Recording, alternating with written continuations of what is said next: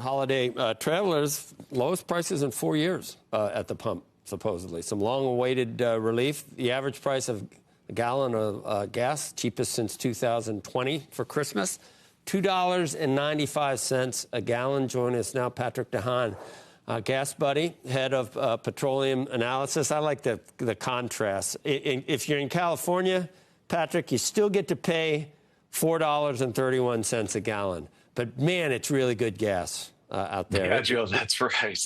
You're paying for the extra. It's an amazing spread, to your point. And it's not necessarily better, although I will point out in the midst of Canadian tariffs that generally California gasoline is produced from lighter oils, although California's also got some very heavy and potentially ultra heavy oil that maybe isn't the best for the environment while you're talking about it. But 32 states, to your point, where average gas prices are below the $3 a gallon mark today.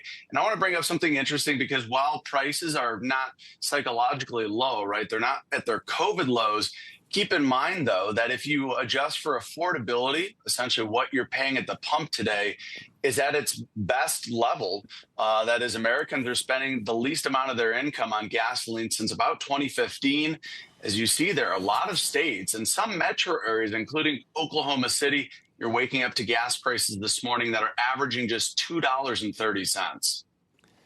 If we want, as policymakers, and I'm not saying it's the right thing to try to force behavior, but this wouldn't induce anyone to try and go electric as quickly. The more these prices go down into the mid-twos, if they do with drill baby drill, number one, it seems like, that you're pushing back the migration over to EVs, and you're also making it much more difficult for the producers to maintain margins and to keep, having the money to find more oil and gas.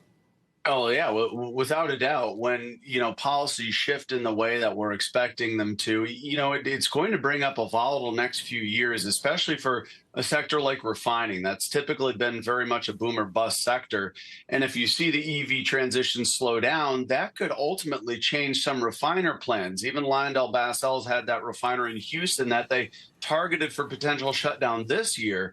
Now, as we see a new administration, the Trump administration, take over, will they have second thoughts? Will refineries in California that have recently targeted potential shutdowns, will they continue to do that? Although California is a little bit more of a difficult place to be in business, especially with all the regulations that are being brought on by Governor Newsom. So certainly a lot of uncertainty, but at least for now, Americans enjoying some of the lowest holiday gas prices that we have since the height of the pandemic back in Christmas of 2020.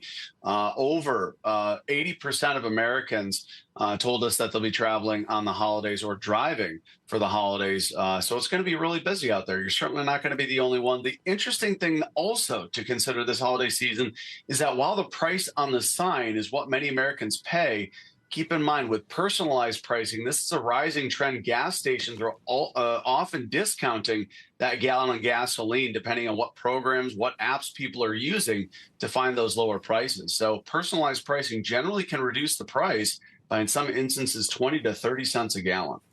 We got to go. I was going to ask you about if we do see something happen with Ukraine and Putin and everything else. I wonder whether their oil's already on the market, isn't it? Did the sanctions work? Would more come back to the market and prices go down more if that gets somehow settled in the Trump administration? Or that they talk that Putin says he's open to talking. I don't know what the I don't know what the prospects are. There's a lot of shadow vessels still out there, and the Trump administration could harden the stance against those shadow vessels operating. So that could make things a little bit more dicey, and it could limit.